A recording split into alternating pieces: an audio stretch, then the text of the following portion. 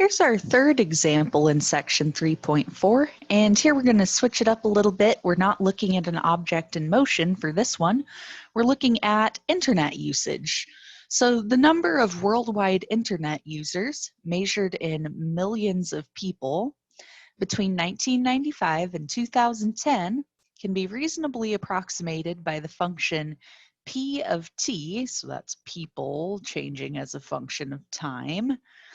So P of t equals 3.0 t squared plus 70.8 t minus 45.8, where t measures the number of years after 1995.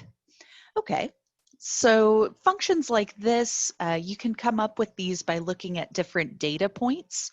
So chances are someone collected data points for the number of users on these years between 1995 and 2010 and came up with the best fitting function that they could here, where t is measuring the number of years after 1995. So in part A here, we would like to use this function p to approximate the average growth rate of internet users from 2000 to 2005. All right, let's do it. So we want an average growth rate, and that, looking at the rate there, that is the rate of change of internet users. So we are looking for an average rate of change here on the time interval from 2000 to 2005. Okay, 2000 to 2005. There we go. Okay, now notice for our average rate of change formula, AROC, the way we want to look at it this way, it's going to be the change in the number of users, or delta P, change in the number of people using the internet, over the change in time there. And so when we look at that change in time, taking the mark between our two t values, notice how t is actually not going to be what you first might expect. These here, these are not t values.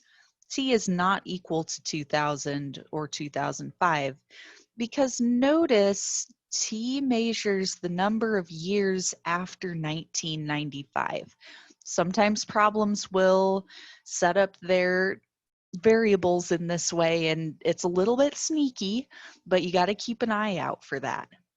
So instead of using 2000 and 2005, we want to incorporate this fact, and 2000 is 5 years after 1995, and then 2005 is 10 years after 1995. So our t values are actually 5 and 10, not 2000 and 2005.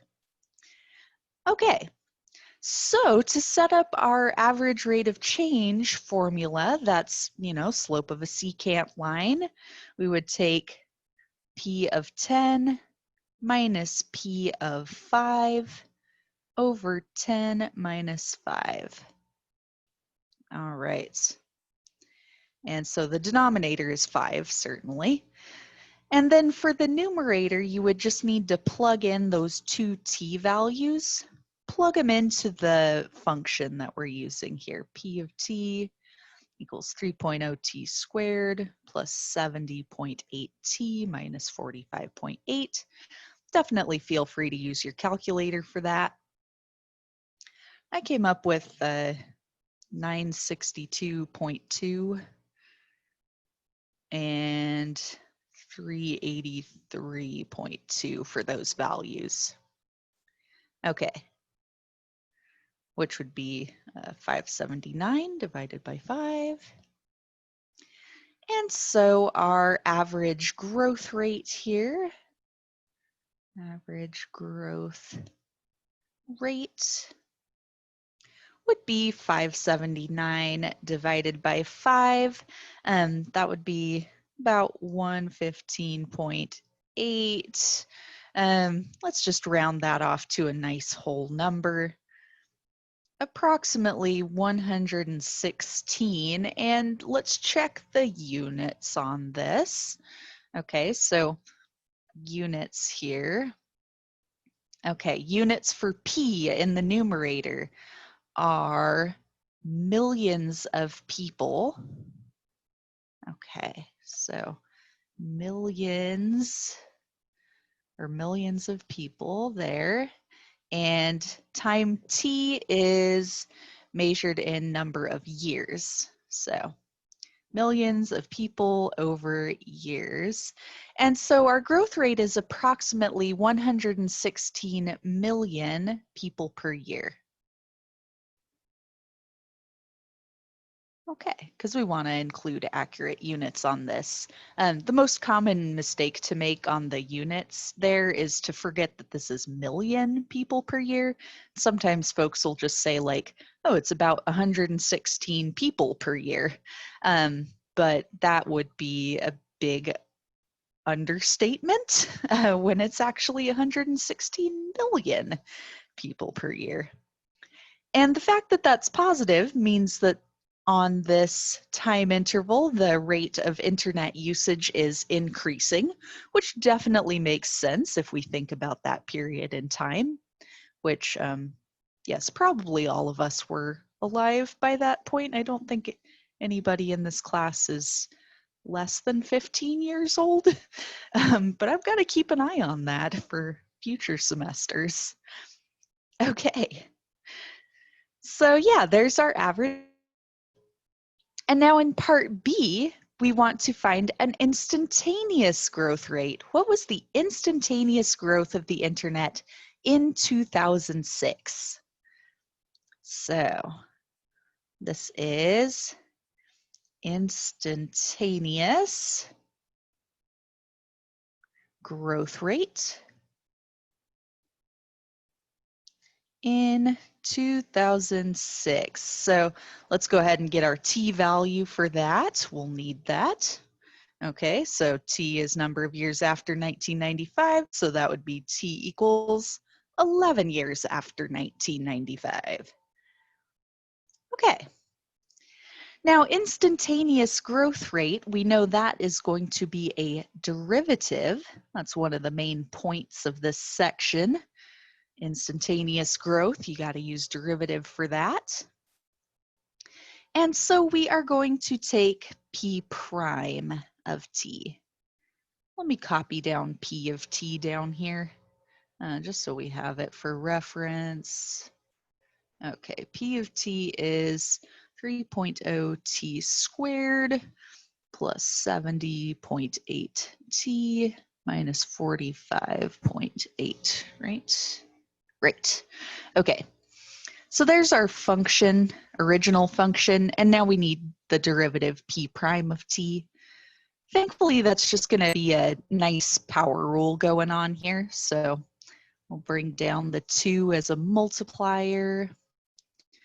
Okay, multiplying that coefficient, 6.0 t plus 70.8, and derivative of this constant would be 0. So there's our derivative.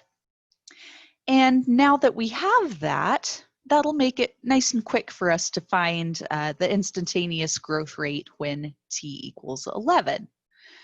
We're going to find p prime of 11 just by plugging 11 in there. Like so. All right. And we end up with 136.8. And since these numbers are so large, measuring in million people per year, we'll go ahead and round that off to approximately 137 million people per year. Okay, so there we go. If you wanted to leave it as a decimal, that's all right with me. I'm just rounding it off for these particular answers. Okay. So there's B, instantaneous growth rate. Let's check out C. Okay. So in part C, we want to make a graph here. Use a graphing calculator or website. So maybe you might use Desmos, opengraphingcalculator.com. Shout out to Mr. Redden, my former computer science professor there. And maybe you might use Wolfram Alpha. That's another good one. These are some nice reference websites, by the way, for lots of stuff. So that's some good ones. But we just want to plot the growth rate function dp dt. And we want to make a rough sketch of this graph and see what it tells us about the growth rate between 1995 and 2010. Okay, so we want to sketch dp dt, which, by the way, is the exact same thing as p prime of t, which we just found right up here. That's 6.0 t plus 70.8. Okay. And that should come out to be a linear function. So if your graph looks like something other than a line, check your entry. Something might have gone wrong. Okay. So I have a nice little thing I can use in OneNote here. I can use their built-in graphing. I just have to write things in terms of x instead of t. So like 6.0x plus 70.8. And then they have this handy little math feature where I can just graph and insert. Ta-da! Yay, a graph. Okay, but that doesn't really give us the whole picture, unfortunately. That's the one bad thing about this. So let me get rid of our function there. I'll insert this, but then we'll need to make a few alterations here. Okay, so there's the official graph that I got. One of the alterations here is changing those variables. This should be t, and instead of y, that's actually dp dt. And we notice that it is linear, but they're not giving us the most useful t values with this, because OneNote here doesn't know that we're talking about time, so they're giving us like all these negative t values. Not particularly interested in that. So let's make our own better sketch here. T versus dp dt, now that we see the overall idea of what we're looking at. All right.